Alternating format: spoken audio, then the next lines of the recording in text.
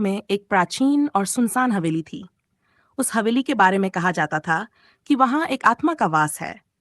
लोग बताते थे कि रात के समय वहां से अजीब अजीब आवाजें आती थीं, जैसे किसी के रोने, हंसने और कभी कभी किसी के कदमों की आवाजें।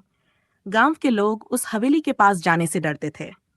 लेकिन एक दिन एक साहसी युवक जिसका नाम अर्जुन था ने यह ठान लिया कि वह उस हवेली का रहस्य जानकर रहेगा।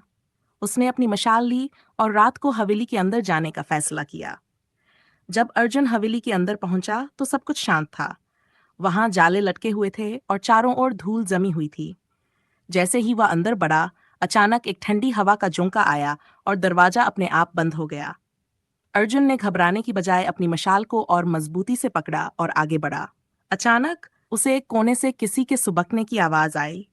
जब उसने करीब जाकर देखा तो एक धुंधली आकृति उसके सामने प्रकट हुई। ये एक महिला की आत्मा थी। वह बहुत ही उदास लग रही थी। अर्जुन ने साहस करके पूछा, तुम कौन हो और यहाँ क्यों भटक रही हो?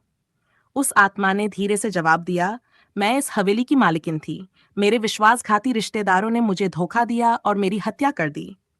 मेरी आत्मा यहाँ न्याय की प्रतीक्षा कर रही है। अर्जुन ने वादा किया कि वह उसके साथ हुए अन्याय को उजागर करेगा। उसने गांव वालों को सारी सच्चाई बताई और उन दोषियों का पर्दाफाश किया। जैसे ही न्याय हुआ, आत्मा ने अर्जुन को धन्यवाद दिया और शांतिपूर्वक हवेली छोड़कर चली गई। उसके बाद वह हवेली हमेशा के लिए शांत हो गई। अर्जुन की बहादुरी की कहानी गांव में मशहूर हो गई और लोग उसे एक नायक की तरह देखने लगे। डर का सामना करके सच की राह पर चलें तो सबसे कठिन चुनौतियों को भी पार किया जा सकता है।